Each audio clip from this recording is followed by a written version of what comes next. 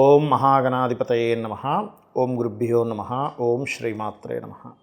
పరమేశ్వర స్వరూపమైనటువంటి జ్యోతిష, వాస్తు మరియు ఇతర అనేకమైనటువంటి శాస్త్రములను మనకు అందించినటువంటి మహర్షులకి నమస్కారం. హయగ్రీవ హయగ్రీవ హయగ్రీవేతి యో వదేత్తస్స నిస్సరతే వాణీ జహ్నుకన్యా ప్రవాహవత్. అరుణాం కరుణాతరంగితాక్షీం ధృతపాశాంకుశపుష్పబాణచాపాం అనిమాదిభిరావృతాం మయూకై అహమిత్యేవ విభావయే భవానీం. శ్రీమాత్రే నమః.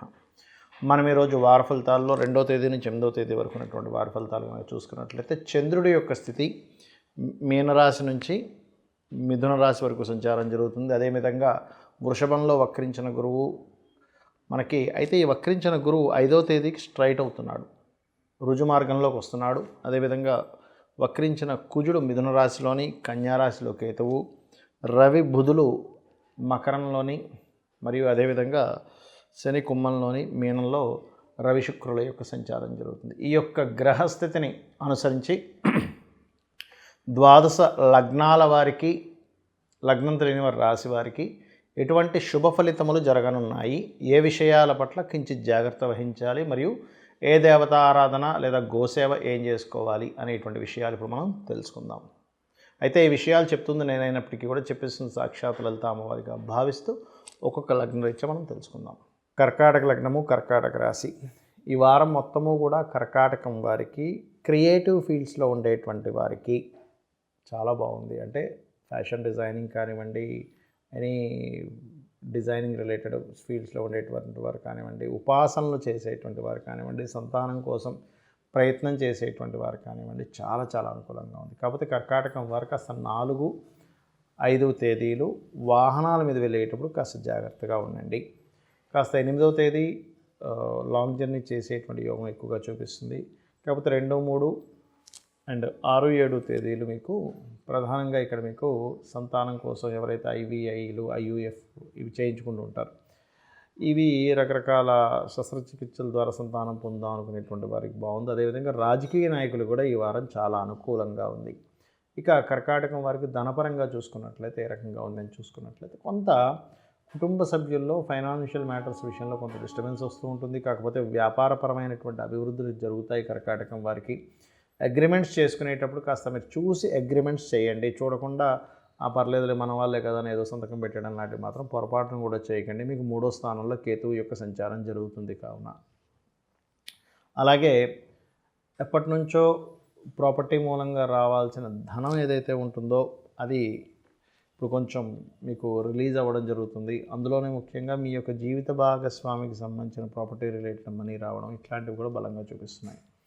అదేవిధంగా తీసుకునేటువంటి నిర్ణయాలు, తెరవైన నిర్ణయాలు తీసుకుంటారు ఈ వారం. అమ్మాయి మంచి నిర్ణయం తీసుకున్నామనేటువంటి సాటిస్ఫాక్షన్ ఉంటుంది చూసుకున్నట్లయితే. అదేవిధంగా కాస్త అష్టమ శని నడుస్తుంది కాబట్టి మీకు శని భగవానుడి దగ్గర దీపారాధన చేయడము, గోవుకి బెల్లం తినిపించడం ఇట్లాంటివి చేస్తూ ఉండండి. బట్ ఏదేమైనప్పటికీ కూడా నవగ్రహాల్లో ప్రధానంగా కేతువు, కుజ, శని గ్రహాల దగ్గర దీపారాధన చేయండి. ఇక ఉద్యోగ సంబంధించినటువంటి విషయాలు కనుక చూసుకున్నట్లయితే 4, 5 తేదీలు మీకు ఉద్యోగం కోసం చేసే ప్రయత్నం ఖచ్చితంగా ఫలించేటువంటి యోగం నడుస్తుంది చూసుకున్నట్లయితే. ఇక అదేవిధంగా ఈ వారం ఎవరైనా ఇష్టపడిన వారికి ప్రపోజ్ చేసేటువంటి విషయాలు కూడా చాలా పాజిటివ్గా ఉంటాయని చెప్పుకోవచ్చు. ఇక మీరు చేయవలసినటువంటి దేవతా ఆరాధన ఎక్కువగా స్కందుని యొక్క ఆరాధన చేయండి. సుబ్రహ్మణ్యేశ్వర స్వామి నామస్మరణ నిత్యం పఠిస్తూ ఉండండి. ఓం స్కందాయ నమః అని నామస్మరణ చేయండి అనే విధాలు బాగుంటుంది. చాలామంది అడుగుతున్నది ఏంటంటే ఇక్కడ లగ్నం చూసుకోవాలా, రాశి చూసుకోవాలా అని అడుగుతున్నారు. ఇక్కడ ఒకటి గుర్తుపెట్టుకోండి, లగ్నమే ప్రధానము రాశి కంటే కూడా. ఎందుకు అంటే రాశి 2.5 రోజులు ఒకటే గడిలో ఉండిపోతుంది. అంటే 2.5 రోజుల్లో పుట్టిన వాళ్ళందరి జాతకాలు ఒకలాగే ఉండవు కదా. కానీ లగ్నం చూసుకున్నట్లయితే ప్రతి 2 గంటలకి అంటే దాదాపుగా 1:53 నిమిషాల నుంచి 2 గంటల 10 నిమిషాల మధ్యలో మారిపోతుంది. అంటే రఫ్గా ఒక 2 గంటల్లో మారిపోతుంది. అందుకే నేను మీకు ఎప్పుడు కూడా లగ్నం చెప్తుంటాను.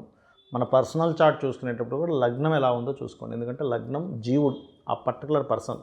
మరి చంద్రుడు, చంద్రరాశి సంబంధించినటువంటి రాశి ఫలితాలు చెప్తుంటారు కదా కొంతమంది. చంద్రుడి నుంచి బేస్ అంటారంటే చంద్రుడు మనసుకు కారకుడు. అంటే మీ మనసు దేని వైపు ఆకర్షింపబడుతుంది. అందుకే చూడండి, ఎవరికైనా చంద్రుడు కనుక బాగోలేడు అంటే చంద్రమా మనసో జాతహ అనేటువంటి వేదంలో ఉంది.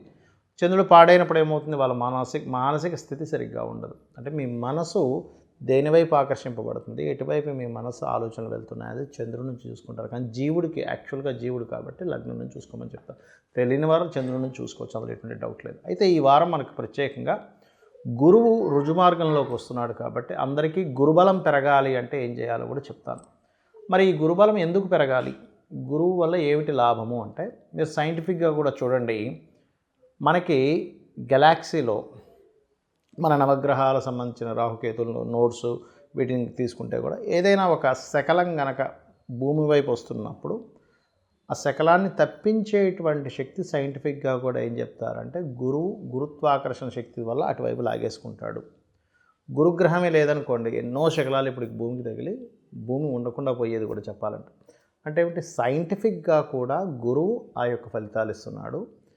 అదేవిధంగా మనకి శాస్త్రపరంగా కూడా గురుబలము అవసరము. మనకి చూడండి, అందుకే గురు బ్రహ్మ గురు విష్ణు గురుర్దేవో మహేశ్వర అంటూ ఉంటారు. గురు సాక్షాత్ పరబ్రహ్మ తస్మై శ్రీ గురవే నమః. గురువు బలం ఎలాంటిదంటే, మన గ్రహస్థితి ఎలాగున్నా కూడా గురుబలం ఉంటే ఎన్ని ఒడిదుడుకులు వస్తున్నా మనం గమ్యం సేఫ్గా చేరుకోగలుగుతాం. ఇది మరి రెండు రకాలుగా ఉంటుంది ఇక్కడ గురుబలం. మీకు మీ యొక్క అజ్ఞానాన్ని తొలగించి మీకు జ్ఞానాన్ని ప్రసాదించే వాళ్ళని గురువు అంటారు. అంటే నువ్వేది నీ జీవితంలో నువ్వు దేన్ని ఆచరించాలి, దేన్ని ఆచరించకూడదు, నువ్వు ఎటువైపు వెళ్ళాలి, నీ మార్గం ఏమిటి, ఇదే జీవితం ఏదో ఈ లౌకికమైనటువంటిదే కాకుండా ఆధ్యాత్మికమైనటువంటి ప్రయాణాన్ని, భగవత్ సంబంధించినటువంటి విషయాల్ని పరిపూర్ణంగా మీకు అర్థమయ్యేలా చెప్పేవాడు గురువు అవుతాడు. అయితే ఇక్కడ మీకు టీచర్స్ ఉంటారు, అదేవిధంగా అధ్యాపకులు వేరు, ఇది అంతా సెట్ వేరు. అయితే ఇక్కడ జన్మజాతకంలో కూడా గురువు గనక బాగున్నాడు, ఇక్కడ రెండు రకాల లగ్నాలు ఉంటాయి, గురువర్గ లగ్నము, శనివర్గ లగ్నం. శనివర్గ లగ్నాలకి గురువు కోణంలో ఉన్నప్పటికీ కూడా అది ఎంతో మంచి పోర్ట్ఫోలియో వస్తే కానీ అక్కడ పూర్తి స్థాయిలో గురుబలం మీకు సెట్ అవ్వదు. అలా కాకుండా గురువర్గ లగ్నాలు ఉంటాయి, అంటే మేషము, అదేవిధంగా కర్కాటకము, సింహము, వృశ్చికము, ధనస్సు, మీనము, ఈ లగ్నాలకి గురువు కనుక బాగున్నట్లయితే కొంచెం తొందరగా మీకు కుదురుతుంది. అయితే ఏ లగ్నమైనా సరే గురువు సహజంగానే శుభుడవుతాడు. ఇక్కడ ఏంటంటే లగ్నానికి శుభుడైనటువంటి గురువు ఇంకా బాగున్నాడంటే ఇంకా ఎక్కువ శుభ ఫలితాలు వస్తాయి. లగ్నానికి పాప అయినటువంటి గురువు ఎక్కువ పాడైతే ఎక్కువ పాప ఫలితాలు వస్తాయి. మరి దీనికి పరిహారం ఏం చేయాలి?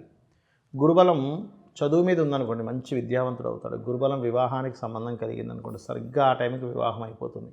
గురుబలం సంతానానికి ఉంటే సంతానం కలుగుతుంది. గురుబలం ఉద్యోగానికి ఉంటే ఉద్యోగంలో మంచి పొజిషన్లోకి వెళ్తారు. ఇలా ఒకటి రెండు అని కాదు, వ్యాపారానికి ఉంటే వ్యాపారము, ఒకవేళ గురుచంద్ర రాహు కనెక్టివిటీ ఉన్నట్లయితే విదేశాలకు వెళ్ళడానికి, అదేవిధంగా శనిచంద్ర రాహు కనెక్టివిటీ ఉన్నా కూడా విదేశాలకు వెళ్ళడానికి, ఇలా రకరకాల కాంబినేషన్స్ ఆస్ట్రాలజీలో చెప్పడం జరిగింది. అయితే ఇక్కడ గురుబలం లేదండి, మరి నేను గురువు యొక్క అనుగ్రహం పొందాలంటే ఏం చేయాలంటే దీనికి చాలా మార్గాలు చెప్పారు. ఒకటి, మీరు నిత్య పూజలో గంధముని ఉపయోగించి పూజించడం చాలా ముఖ్యం. ఇది గురుబలాన్ని పెంచుతుంది, పాయింట్ నెంబర్ 1. రెండవది, మీకు దగ్గరలో ఆలయాల్లో గంధము, స్వచ్ఛమైనటువంటి గంధాన్ని లేదా గంధపు చెక్కనైనా సరే దగ్గరలో ఉండేటువంటి ఆలయాల్లో, ముఖ్యంగా దత్తాత్రేయ ఆలయము లేదా దక్షిణామూర్తి ఆలయాలు, ఈ యొక్క ఆలయాల్లో ఇవ్వండి. లేదా అమ్మవారి ఆలయాలను కూడా ఇవ్వచ్చు, తప్పేం కాదు. శివాలయాలను కూడా ఇవ్వవచ్చు. ఆ గంధపు చెక్కని చక్కగా మీరు వాడుకోమని ఇచ్చినట్లయితే కూడా మీకు సేవ కోసం మీరు వినియోగించారు కాబట్టి పుణ్యం వస్తుంది. సహజంగానే మనం పూజలో కూడా గంధం వాడినట్లయితే పుణ్యం వస్తుందని చెప్తూ ఉంటారు. పుణ్యమే మన పాపముని కొంతవరకు పాప సంబంధించిన ఫలితాలు రాకుండా ఆపుతూ ఉంటుంది, గుర్తుపెట్టుకోండి. మనం అంటూ ఉంటాం చూసారా, మీ తల్లిదండ్రులు ఏదో పుణ్యం చేశారండి అందుకే మీకు ఈ గండం తప్పింది అంటూ ఉంటారు. బికాజ్ ఆఫ్ పుణ్యం అంత ముఖ్యం అనమాట. అదేవిధంగా మూడవది, గోవులకి అరటికాయలు తినిపించడం చేయండి. దాని ద్వారా కూడా ఖచ్చితంగా మీకు గురుబలం పెరుగుతుంది.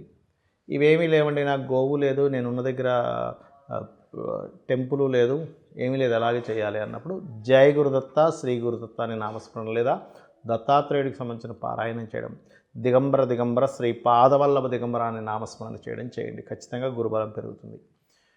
ఇక మరికొంతమందికి తెలియక గురుబలం పెరగడానికి నేను కనకపుష్యరాగం పెట్టుకున్నానండి అంటారు. ఒకటే గుర్తుపెట్టుకోండి, కనకపుష్యరాగం మీకు పనికొస్తేనే పెట్టుకోవాలి.